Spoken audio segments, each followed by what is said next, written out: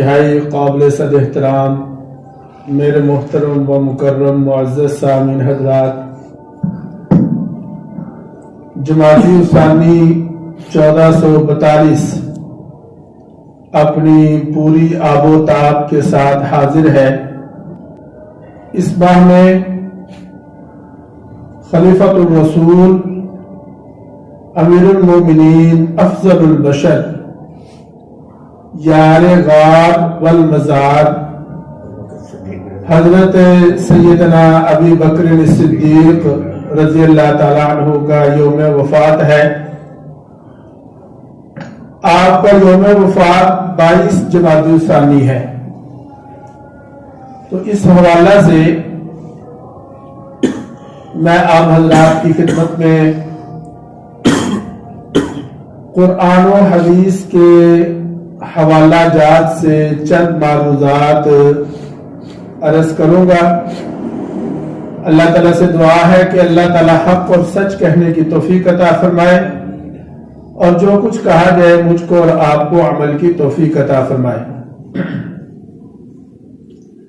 میرے عزیزو دوستو، بعض نابغہ روزگار شخصیات ایسی ہوتی ہیں کہ ان کا وجود انتہائی مسعود ہوتا ہے۔ حضرت سیدنا ابو بکر صدیق رضی اللہ تعالی عنہ کا بھی وجود ایسا ہی تھا کہ جہاں کہیں بھی سرکار دو عالم صلی اللہ علیہ وسلم کا ذکر آتا ہے، ساتھ ہی ابو بکر صدیق رضی اللہ تعالی عنہ کا بھی ذکر اور تذکرہ آتا ہے۔ میرے عزیز و دوستو، حضرت ابو بکر صدیق رضی اللہ تعالی عنہ ایک ایسی شخصیت ہے کہ جن کی خدمات سے اہل اسلام ہی نہیں بلکہ اہل کفر بھی متعارف ہیں اور معترف ہیں، اور ریکارڈ پر یہ بات موجود ہے کہ اندرا گاندھی نے جب ہندوستان بننے کے بعد پارلیمنٹ میں خطاب کیا تو اس نے کہا کہ ملک کے نظم و نسق کے حوالہ سے میں تمہیں کسی یورپین کی مثال نہیں دوں گا، بلکہ ملک کے نظام کو چلانے کے لیے میں تمہیں ابو بکر و عمر کی مثال دوں گا۔ میرے عزیزو دوستو، آپ کا ایمان لانا کوئی معمولی واقعہ نہیں۔ میں نے عرض کیا کہ سیدنا ابو بکر صدیق رضی اللہ تعالیٰ عنہ ایمان لائے، مشرف پر اسلام ہوئے، یہ کوئی معمولی واقعہ نہیں ہے۔ مکہ المکرمہ میں قتل کی دیت جو ہوتی تھی، اس کے لیے جو بیت المال مقرر تھا اس کے نگران اور چیئرمین تھے۔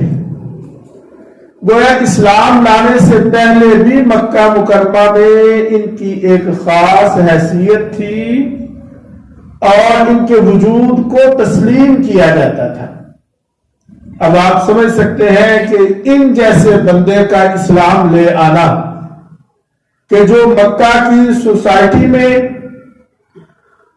بیت المال کا چیئرمین ہو، اس جیسی شخصیت کا اسلام لے آنا، یہ اسلام کی بہت بڑی فتح تھی۔ قرآن مجید میں حضرت ابو بکر صدیق رضی اللہ تعالیٰ عنہ کے لیے جو لفظ استعمال ہوا وہ ہے ثانی اثنین۔ فرمایا ثانی اثنین اذ ہما فی الغار اذ یقول لصاحبہ لا تحزن ان اللہ معنا۔ اس آیت کی روشنی میں علماء نے لکھا کہ ابو بکر صدیق رضی اللہ تعالیٰ عنہ کو تمام صحابہ میں یہ خصوصیت حاصل تھی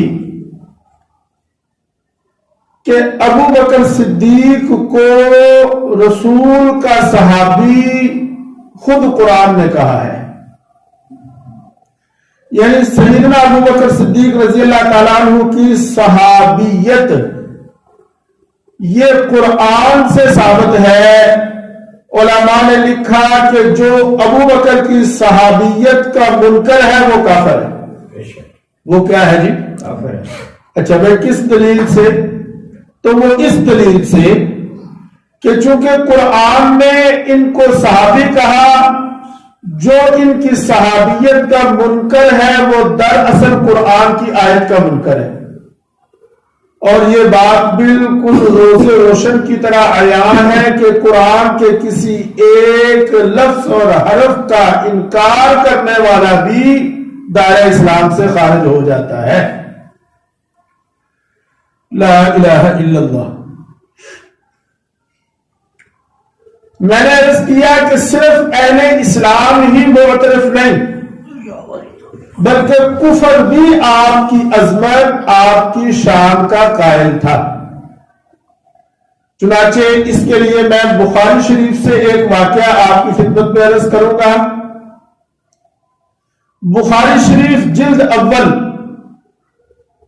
مشہور واقعہ ہے کہ سرکار دو عالم صلی اللہ علیہ وسلم نے اپنے ایک صحابی جن کا نام دحیہ بن خلیفہ کلبی تھا رضی اللہ تعالیٰ عنہ، ان کو روم کے بادشاہ کی طرف اپنا سفیر بنا کر بھیجا. اور روم کا جو بادشاہ تھا اس وقت اس کا نام تھا ہرقل. آپ نے اپنا خط مبارک لکھا اور ان کے ہاتھ بھیجا. ہرقل جو بادشاہ تھا وہ بڑا عالم فاضل تھا، تورات کا بھی اور انجیل کا بھی. وہ ساڈے بادشاہ ورگے نہیں سن جنہوں نے کل اللہ بھی نہیں آتی. ہاں جی، وہ عالم تھا، تورات اور انجیل کا حافظ تھا اور روم کے سب سے بڑے عالم. اس وجہ سے اسے بادشاہ بنایا گیا. چنانچہ بخاری شریف میں موجود ہے کہ جو ہرقل تھا وہ اسکیچ گرافر تھا. کیا جی؟ جسے ہم کہتے ہیں کیا؟ پینٹر. تصویریں بنایا کرتا تھا، سینریز بنایا کرتا تھا، اسکیچ گرافر تھا. اور اس نے اپنا ایک نگار خانہ رکھا ہوا تھا باقاعدہ، جسے ہم کہہ سکتے ہیں پینٹنگ ہوم. وہاں پر وہ جاتا تھا اور اپنی مرضی کی تصویریں بنایا کرتا تھا. یہ جو حضرت دحیہ بن خلیفہ کلبی تھے فرماتے ہیں کہ مجھے ہرقل اپنے اس نگار خانہ میں، اس پینٹنگ ہوم میں لے کر گیا تو میں نے وہاں پر ایک عجیب نظارہ کیا. اللہ تعالیٰ قرآن میں فرماتا ہے ذَلِكَ مَثَلُهُمْ فِي التَّوْرَاةِ وَمَثَلُهُمْ فِي الْإِنْجِيلِ، کہ حضور صلی اللہ علیہ وسلم کے جو صحابہ ہیں ان کے تذکرے تورات میں بھی موجود تھے اور انجیل میں بھی موجود ہیں. اور وہ تورات اور انجیل کا عالم تھا. چنانچہ اس نے خیالی طور پر وہاں پر تصویریں بنائی ہوئی تھی اور حضرت دحیہ کلبی کہتے ہیں میں نے دیوار پر دیکھا کہ اس نے حضرت محمد صلی اللہ علیہ وسلم کی بھی تصویر بنائی ہوئی تھی اور اس کے ساتھ ابو بکر صدیق رضی اللہ عنہ کی بھی تصویر بنائی ہوئی تھی. نہ تو اس نے سرکار کو دیکھا تھا ساری زندگی، نہ حضرت ابو بکر صدیق کو دیکھا تھا. اور حضرت ابو بکر صدیق رضی اللہ تعالیٰ عنہ نے بھی کبھی بھی روم کا سفر نہیں کیا اپنی زندگی میں. گزشتہ کتابوں میں علوم کی روشنی سے اس نے تصویر بھی بنائی ہوئی تھی اور اوصاف بھی لکھے ہوئے تھے اور یہ بھی لکھا ہوا تھا کہ یہ وہ شخص ہے جو رسول اللہ صلی اللہ علیہ وسلم آخری نبی پر سب سے پہلے ایمان لائے. اس لیے میں نے عرض کیا کہ حضرت ابو بکر صدیق رضی اللہ تعالیٰ عنہ کو صرف اہل اسلام ہی نہیں اہل کفر بھی مانتے تھے۔ پھر میں آپ کو ایک اور مشہور واقعہ جو سیرت کی کتابوں میں موجود ہے، سرکار دو عالم صلی اللہ علیہ وسلم نے جب مدینہ منورہ کی طرف ہجرت فرمائی، توجہ ہے نا جی، تو ابو جہل نے اعلان کیا پیچھے، اس نے کہا کہ محمد صلی اللہ علیہ وسلم اور ابو بکر یہ دونوں یہاں سے گئے ہیں، جو ان کو زندہ یا مردہ گرفتار کر کے لائے گا 100 اونٹ انعام رکھوں گا۔ ذرا توجہ فرما لیں میری بات کی طرف انشاءاللہ۔ اس نے یہ نہیں کہا کہ 100 اونٹ سرکار کے اور 50 اونٹ ابو بکر کے، بلکہ اس نے اعلان کیا کہ 100 اونٹ ہی محمد صلی اللہ علیہ وسلم کے اور 100 اونٹ ہی کس کے؟ ابو بکر کے۔ میں نے کہا واہ ابو بکر، کمال نہیں ہو گئی جی کہ جو مول یا جو نرخ سرکار دو عالم صلی اللہ علیہ وسلم کا اس نے مقرر کیا، وہی نرخ اس نے ابو بکر کا بھی مقرر کیا۔ میں نے کہا ابو بکر قربان جاؤں تیری عظمتوں پر کہ تیرا مل سرکار کے برابر لگ گیا۔ یہ دودھ ہوتا ہے نا جی، دودھ، ہاں جی، ہم اس میں پانی ڈالتے ہیں۔ اب آپ مجھے بتائیں کہ دودھ کے اندر جب ہم پانی ڈال دیں تو کوئی شخص اس دودھ سے پانی کو جدا کر سکتا ہے؟ بولو ذرا، نہیں نہ کر سکتا۔ کیوں؟ دودھ کا رنگ اور ہے، پانی کا رنگ اور ہے، دودھ کا ذائقہ اور ہے، پانی کا ذائقہ اور ہے، دودھ کی خاصیت اور ہے، پانی کی خاصیت اور ہے۔ لیکن پانی جب دودھ میں جاتا ہے قربانی ایسی دیتا ہے، اپنا رنگ بھی چھوڑ دیتا ہے، اپنا ذائقہ بھی چھوڑ دیتا ہے، اپنی خاصیت بھی چھوڑ دیتا ہے۔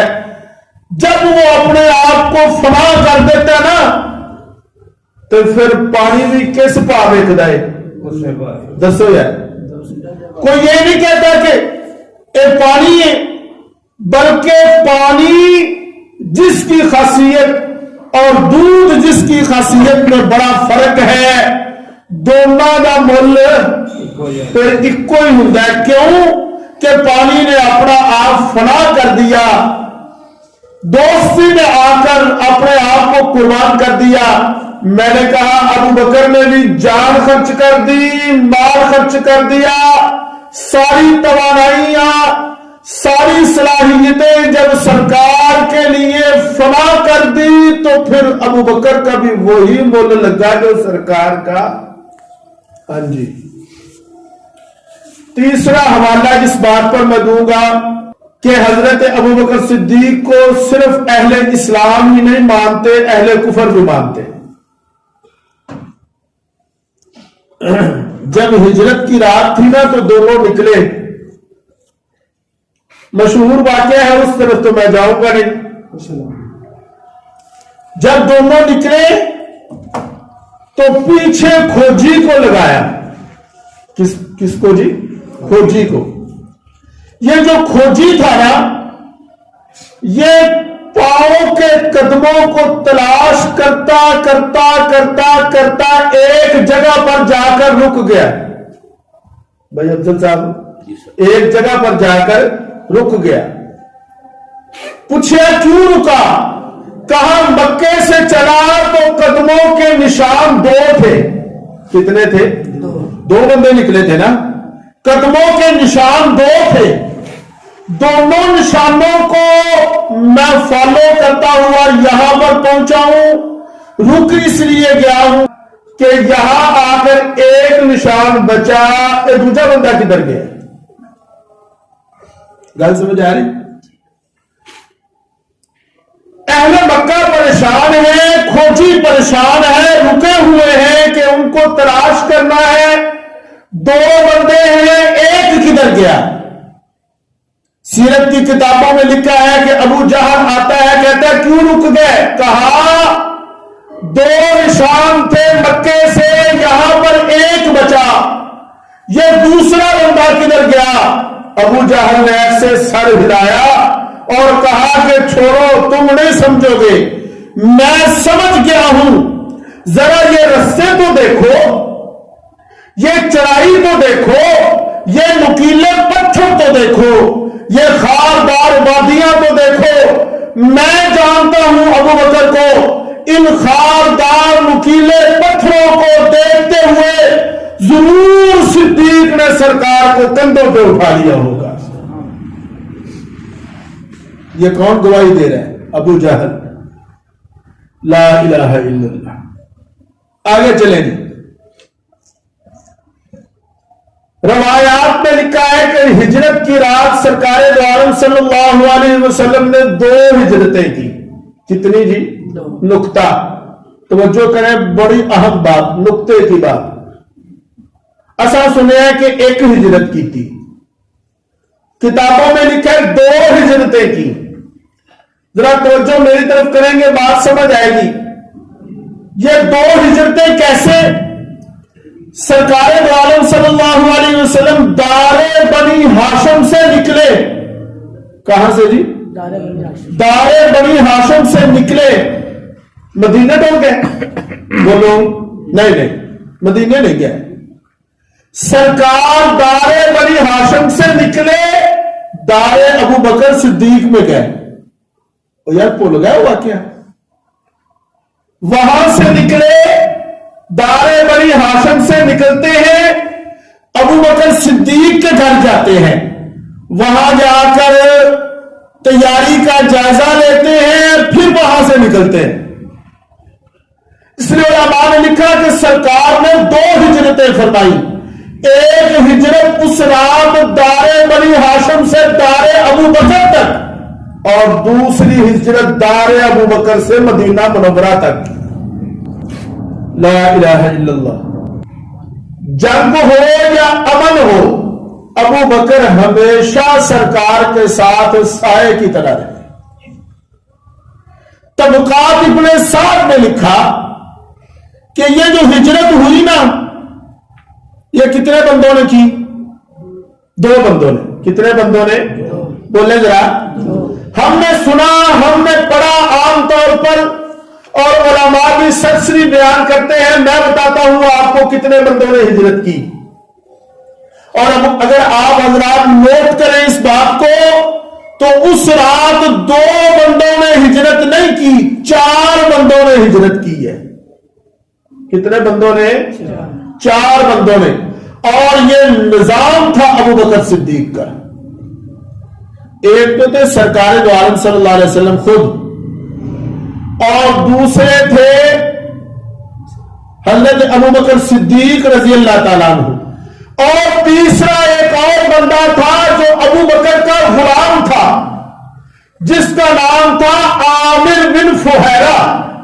طبقات ابن سعد میں لکھا کہ عامر بن فہیرہ کی ڈیوٹی ابو بکر نے یہ لگائی کہ جس رستے پہ ہم نے چلنا ہے، اور یار توجہ، جس رستے پر ہم نے چلنا ہے، ہمارے ساتھ ساتھ کچھ فاصلے پر تم بھی بکریاں لے کر چلنا۔ کیا جی؟ ہائے ہائے، ذرا انتظام دیکھیں سفر کا۔ عامر بن فہیرہ کو کہا بکریاں لے کر تم بھی ساتھ ساتھ چلنا، ذرا فاصلے پر چلنا، تاکہ دوران سفر بھوک اور پیاس ستائے تو اب ان بکریوں کا دودھ پیا جا سکے۔ پھر ایک چوتھا بندہ تھا جس نے ہجرت کی، اس کا نام کتابوں میں موجود ہے عبداللہ بن ارقیت یا عبداللہ بن علیقت، یہ نام اس کا موجود ہے۔ یہ کون تھا؟ عبداللہ بن علیقت نامی بندے کو ہائر کیا، یہ تھا گائیڈ۔ یہ کون تھا جی؟ جسے ہم کہہ سکتے ہیں کہ راستے کا ماہر۔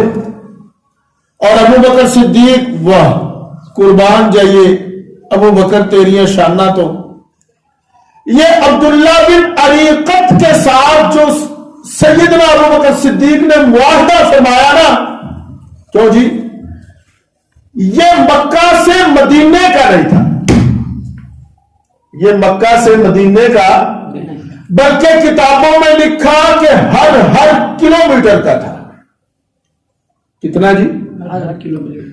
ایک کلومیٹر کا معاہدہ، ہر کلومیٹر کے بعد دوبارہ معاہدہ اس لیے ابو بکر کرتے تھے کہ لوگوں کو پتہ نہ چلے کہ کدھر گئے۔ اگر پتہ چل جاتا کہ مدینے کی طرف گئے ہیں تو سارے کافر پیچھے آ جاتے، قتل تو پہلے ہی کرنا چاہتے تھے۔ اپنے رستے کو مخفی رکھنے کے لیے ابو بکر نے یہ حفاظتی اقدام اٹھایا تھا۔ لا الہ الا اللہ۔ وقت تھوڑا ہے، لا الہ الا اللہ۔ میں آگے چلتا ہوں، تو جو ہے یہ جو آسمان کے فرشتے ہیں نا، ان کے بارے میں سنا جاتا ہے، احادیث میں موجود ہے کہ یہ ہمارے لیے دعائیں کرتے ہیں۔ کیا کرتے ہیں جی؟ یہ روایت موجود ہے کہ اگر تم صبح کسی بیمار کی تیمارداری کرو گے تو شام تک فرشتے دعا کرتے رہتے ہیں۔ سنے ہیں کہ نہیں؟ شام کو جاؤ گے صبح تک دعا کرتے رہتے ہیں، یعنی فرشتے دعائیں کرتے ہیں۔ میں نے کہا کہ فرشتے دعائیں تو سب کے لیے کرتے ہیں، لیکن ابو بکر صدیق وہ ہستی ہے، وہ ذات ہے کہ جس کے لیے فرشتوں نے صرف دعائیں نہیں کی بلکہ ان کی مشابہت بھی اختیار کی ہے۔ کیا جی؟ تبوک کا سفر، یہ جو تبوک کا سفر ہے نا جی، یہ لمبا سفر تھا۔ یہ جو اس وقت مکہ سے لے کے تبوک تک کا جو منطقہ ہے نا، منطقہ یعنی ہائی وے 1400-1500 کلومیٹر کا ہے۔ یہ جو ہائی وے مکہ سے تبوک کا 1400-1500 کلومیٹر کا، میں نے اس پر سفر تو نہیں کیا، لیکن ہمارا طے ہو گیا تھا کہ ہم جائیں گے تبوک بھی، لیکن بس کسی وجہ سے نہیں جا سکے۔ ہمارے جو ساتھی تھے ان میں 1-2 ساتھی بیمار ہو گئے۔ اللہ نے موقع دیا، انشاءاللہ پھر جائیں گے۔ 1100 کلومیٹر کا سفر ہے تقریباً کتنا جی؟ میں 10 سعودی عربیہ تبوک میں رہا۔ ہاں جی 700 کلومیٹر مدینہ سے تبوک ہے، ہاں 400 کلومیٹر مکہ سے مدینہ۔ ہاں چلو، اس وقت ہم نے جو پڑھا تھا نا وہ مجھے یاد ہے کہ وہ کسی نے بتایا تھا، آپ کہتے ہیں چلو 11، لیکن 1100 تیرا تھوڑا ہے۔ تھوڑا بہت سفر۔ ہاں چلو ٹھیک ہے، تو آپ کہہ رہے ہیں 1100 کلومیٹر کا سفر ہے، 20 دن کا قیام ہے۔ اس سفر پر اللہ تمہیں لے جائے، تبوک کے اس رستے پر چلو نا، تو یاد کرنا ابو بکر کو کہ اس رستے پر چلتے ہوئے سارا مال ابو بکر نے لٹایا تھا۔ روایت میں آتا ہے کہ سرکار دو عالم صلی اللہ علیہ وسلم تشریف فرما ہے، ابو بکر آتے ہیں، سرکار نے ابو بکر کی طرف توجہ نہیں فرمائی۔ کیوں جی؟ سارے صحابہ حیران کہ تمام صحابہ میں سے ابو بکر کو یہ مقام حاصل ہے کہ سرکار ان کی طرف سارے کام چھوڑ کے توجہ فرماتے ہیں، آج کیوں نہیں توجہ کی تھی؟ ابو بکر صدیق رضی اللہ تعالیٰ عنہ تشریف لاتے ہیں، آ کے چپ کر کے بیٹھ جاتے ہیں۔ تھوڑی دیر گزری تو سرکار نے ایسے چہرہ کیا ابو بکر صدیق کی طرف، دائیں طرف، اور فرمایا ابو بکر اب میرے کھبے پاسے جبرائیل بیٹھا سی۔ کون بیٹھا سی؟ تے میں جبرائیل ویکھن دیا سا کہ ٹاٹ دا لباس پائے تے ککر دے کنڈیاں دے بٹن لائے نے، تے میں کہ جبرائیل ایک ہی کیتا ہی، تے تو جبرائیل کہنے لگا انہوں نے آخیا کہ سرکار یہ صرف میں نے نہیں کیا، آسمان کے سارے فرشتوں نے کیا، یہ ٹاٹ کا لباس تم نے کیوں پہنا؟ کہا مینوں چھڈو، ذرا اپنے صدیق والے دیکھو۔ کہتے ہیں سرکار فرماتے ہیں ابو بکر جو لباس تو نے پہنا تھا وہی لباس جبرائیل نے پہنا تھا۔ لا الہ الا اللہ۔ حضرت ابو بکر صدیق رضی اللہ تعالیٰ عنہ آخرت میں ہماری نجات کا سبب بنیں گے۔ اچھا جی یہ بات بھی سن لیں، کیوں جی؟ حضرت ابو بکر صدیق، میں نے یہ دعویٰ کیا کہ صدیق اکبر تمام امتوں کے، صرف اس امت کے نہیں، تمام امتوں کی نجات کا سبب بنیں گے۔ اچھا جی وہ کیسے؟ اس لیے کہ ابو بکر کی پیشی سے اللہ کا غصہ نرمی میں بدلے گا۔ کیوں جی؟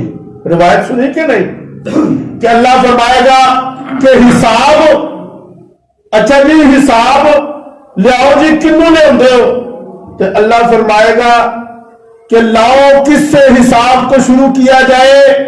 کتابوں میں لکھا کہ ابو بکر صدیق رضی اللہ تعالیٰ عنہ کو پیش کیا جائے گا، صدیق دی پیشی نل سارا غصہ نرمیج بدل جائے گا۔ اب جی چونکہ وقت تھوڑا ہے اس لیے میں چند احادیث آپ کو سنا دیتا ہوں مختصر۔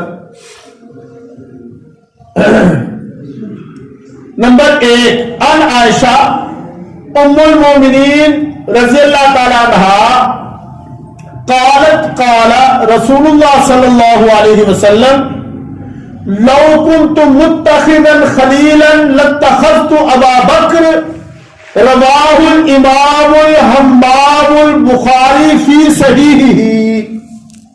حضرت عائشہ رضی اللہ تعالیٰ عنہ راویہ ہے، فرماتی ہے بخاری شریف کی روایت ہے کہ سرکار دو عالم صلی اللہ علیہ وسلم نے ارشاد فرمایا لو کنت متخذا خلیلا لاتخذت ابا بکر خلیلا، اگر مجھے کہا جائے کہ تم اپنا خلیل بناؤ تو میں خلیل بنانے کے لیے انتخاب ابو بکر کا کروں۔ نمبر 2، یہ روایت بھی بخاری شریف کی جلد نمبر 1 کتاب المناقب، روایت میں ہے کہ کسی بات پر ابو بکر صدیق رضی اللہ تعالیٰ عنہ اور عمر فاروق رضی اللہ تعالیٰ عنہ میں اونچ نیچ ہو گئی۔ ہاں جی، حضرت عمر فاروق رضی اللہ تعالیٰ عنہ نے حضرت ابو بکر صدیق سے معذرت کی، لیکن بات سرکار تک پہنچ گئی۔ لا الہ الا اللہ۔ روایت کے الفاظ ہیں بخاری شریف کے کہ سرکار نے ایک جملہ ارشاد فرمایا اور فرمایا اَأَنْتُمْ تَتْرُكُونِي صَاحِبِي، کیا تم میری وجہ سے میرے دوست سے درگزر نہیں کر سکتے؟ انتم تترکونی صاحبی، کیا تم میری وجہ سے ابو بکر سے بات کرتے وقت میرے حق کا خیال رکھا کرو، جھگڑا کرتے وقت، لڑائی کرتے وقت، نوک جھونک کرتے وقت۔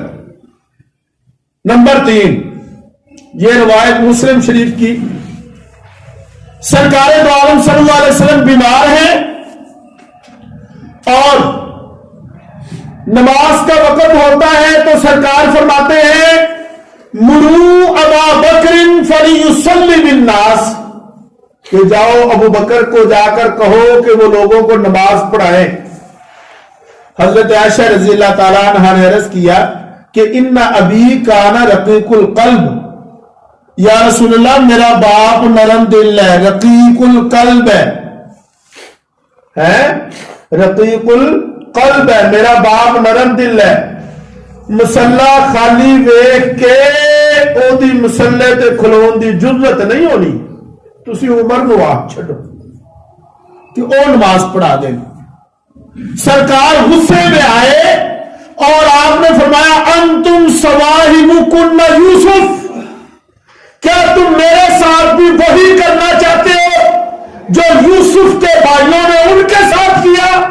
نہیں، مروا ابا بکر فلیصلی بالناس، ابو بکر سے بھی کہو، اس لیے کہ ابو بکر اگر مصلی پر نہ آیا تو نہ رب مانے گا نہ رب والے مانیں گے۔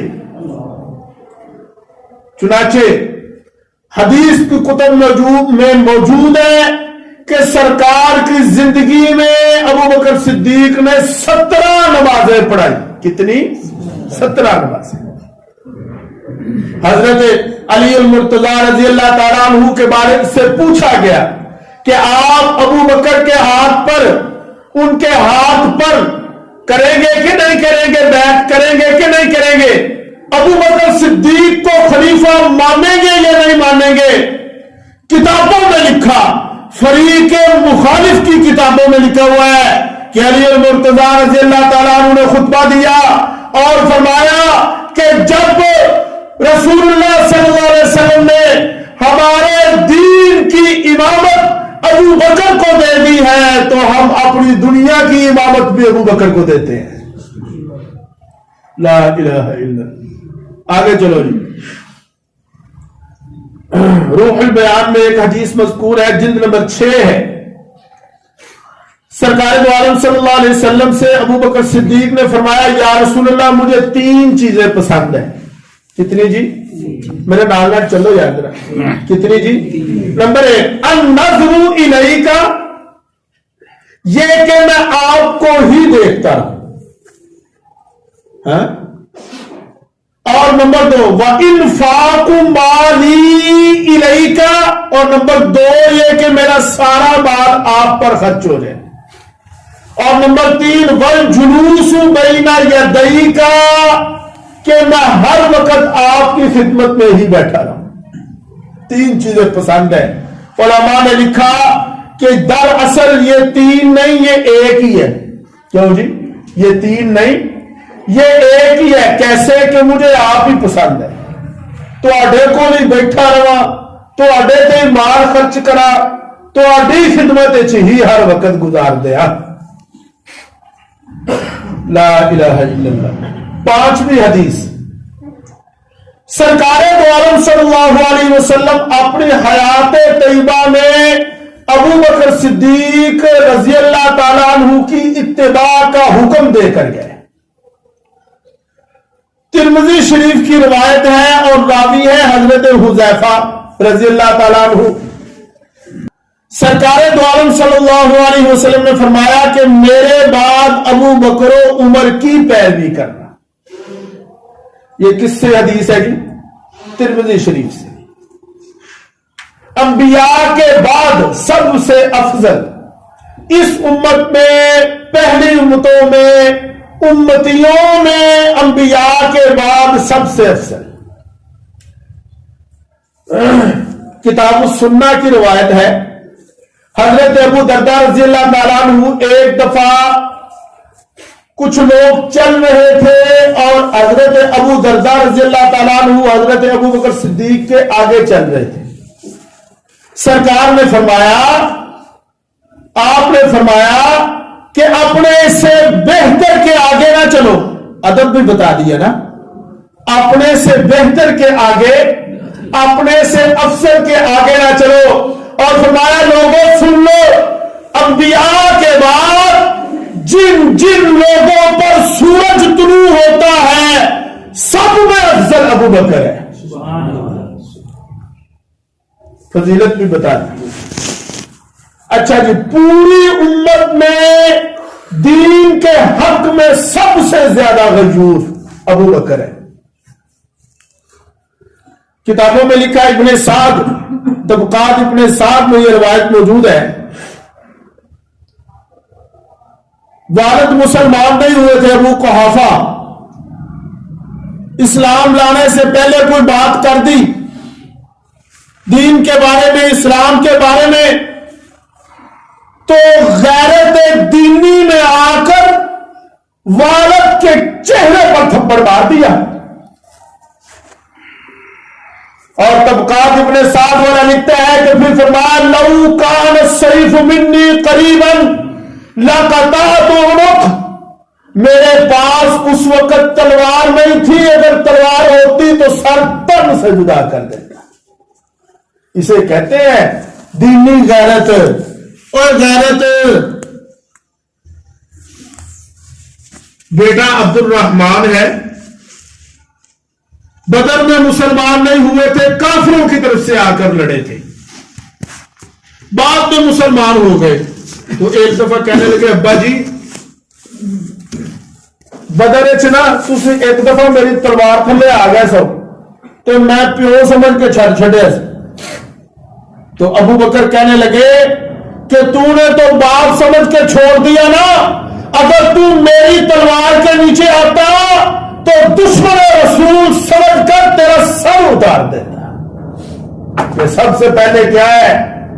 اسلام۔ سب سے پہلے کیا ہے؟ بولو یار، سب سے پہلے کیا ہے؟ اسلام ہے۔ اچھا جی، آخر میں یہ ہماری جو کتاب ہے نا فضائل اعمال، ماشاءاللہ ہر مسجد میں پڑھی جاتی ہے، اکثر کو پتا ہے، اس کا بھی ایک حوالہ دے دیتا ہوں۔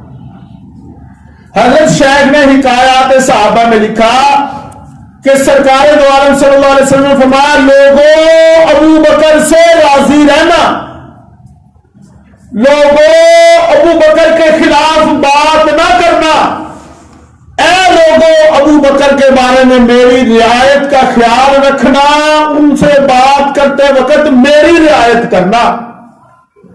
قرآن کہتا ہے اِذْ يَقُولُ لِصَاحِبِهِ، جب رسول اللہ غار میں اپنے صاحب سے کہہ رہے تھے، کس سے کہہ رہے تھے؟ بولو، لصاحبی۔ صاحب کسے کہتے ہیں؟ ساتھی۔ صاحب سے لفظ صحابی ہے، صاحب سے لفظ کیا ہے؟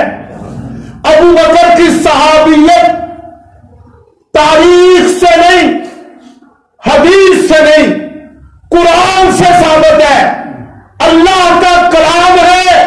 رب فرما کر کہتے ہیں کہ اِذْ يَقُولُ لِصَاحِبِهِ، اے محمد صلی اللہ علیہ وسلم، یہ ابو بکر آپ کے صحابی ہیں، لا تحزن۔